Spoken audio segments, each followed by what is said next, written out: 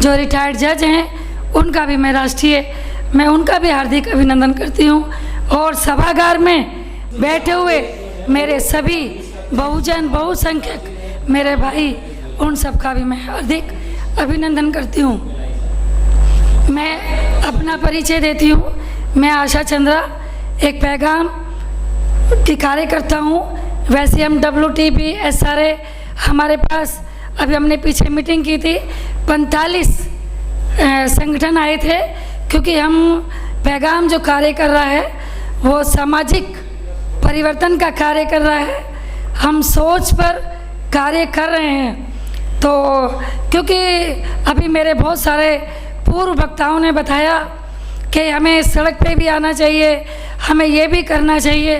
तो मेरा जहाँ तक मानना है, क्योंकि हम बार बार कहते हैं कि हम 90% हैं, अगर हम 90% हैं तो कहाँ हैं वो, क्यों नहीं दिखाई देते? वो इसलिए दिखाई नहीं देते क्योंकि हमने कार्य ही नहीं किया, हमने काम ही नहीं किया। हम दूसरों को दोष देते हैं। हमें दूसरों को दोष नहीं देना, हमें काम करना है समाज में। और वो काम है प्रत्येक व्यक्ति को ज़मीन पे उतर के काम करना है। क्योंकि बाबा साहब ने कहा था कि मुझे पढ़े लिखों ने धोखा दिया। तो धोखा किसने दिया? हम सभी नौकरी वालों ने। क्योंकि हमें आरक्षण से, प्रतिनिधित्व से नौकरियां तो मिल गई, लेकिन हमने उस नौकरी से अपना ही भरण पोषण किया, अपने ही गाड़ी बंगले बनाए। हमने समाज के लिए कुछ नहीं किया, समाज को कुछ नहीं दिया। तो इसलिए ड्यूटी किसकी है? ये सब समझाने की ड्यूटी हम नौकरी वालों की है। क्योंकि जो गरीब जनता है मेरे भारतवर्ष की, जो रोटी रोज 200 रुपये, 400 रुपये, 500 रुपये कमा रही है, वो कहाँ से समाज को जागरूक करेंगी? उनका काम नहीं है। उनको तो पता भी नहीं है कि हमारे महापुरुष कौन हैं और हमारे महापुरुष हमारे लिए क्या कार्य करके गए हैं। इसलिए हम सभी जितने भी यहाँ पढ़े लिखे बैठे हैं, हम सबको प्रण करना चाहिए। प्रतिदिन एक व्यक्ति को भी समझा दीजिए, एक व्यक्ति को भी जागरूक कर दीजिए, तो हमारा कार्य पूरा हो जाएगा। क्योंकि पॉपुलेशन बहुत है, जनसंख्या बहुत है SC ST OBC माइनॉरिटीज़ की, लेकिन हम काम नहीं कर रहे हैं। हम भाषणबाजी करते हैं। हमें उतरना पड़ेगा, हमें काम करना पड़ेगा। जिस प्रकार पैगाम WTP SRA हम लोग इतनी मीटिंग्स करते हैं, लोगों को समझा रहे हैं, क्योंकि इकट्ठे हो जाओ, आ जाओ। क्योंकि जिस दिन हम लोगों ने सोच बदल दी, समाज में परिवर्तन ला दिया, उस दिन हमारा भला होगा। क्योंकि एक सोच, जैसे कहते हैं ना, एक माँ ही पहली बच्चे की वो पूरी शिक्षिका होती है। क्योंकि बालक अपनी माँ के आंचल से लगा रहता है, 10-12 वर्ष तक भी लगा रहता है। वैसे तो बड़ी आयु तक भी वो माँ को अधिक उचित मानता है और उसकी सारी बातें मानती है। तो सबसे ज़्यादा ये योगदान माँ को करना है।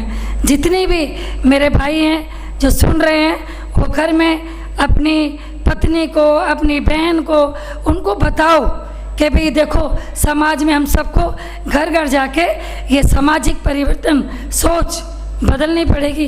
जब क्यों इस पैगाम का नाम फूले अम्बेडकरी, गौरवशाली और आदर्शवादी इसीलिए रखा ना। जैसे मेरे भाई ने अभी प्रेजेंटेशन दी, गुलामगिरी। हम क्यों गुलाम हैं?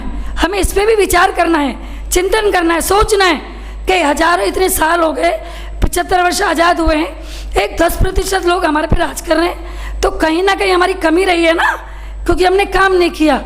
यहाँ जो बैठे हैं सब जागरूक हैं, सब मुझसे ज़्यादा जानते हैं, लेकिन इससे काम नहीं बनेगा।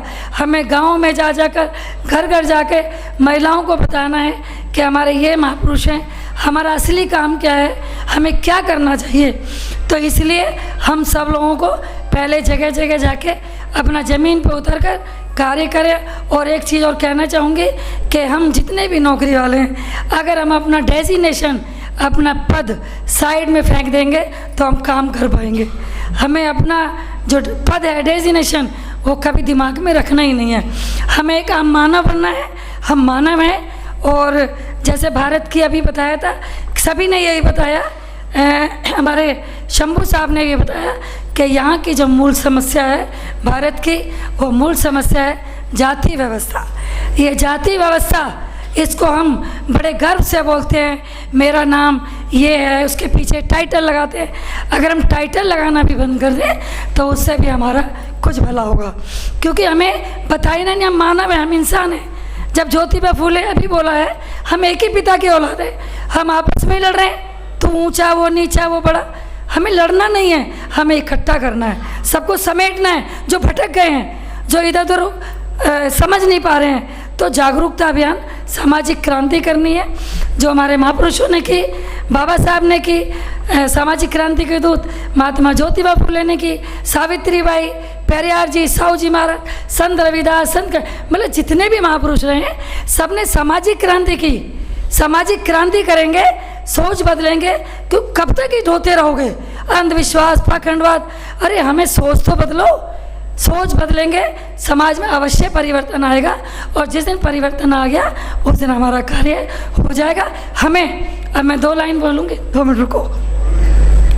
ये जातिगत जनगणना और ये जो हमारा मुद्दा है बैलेट पेपर, सुनिए, इस पर भी हमें क्या जरूरत है जी इसके लिए मांगने के लिए, जब 90% है तो क्यों हमें नहीं मिल रहा? क्यों नहीं मिल रहा?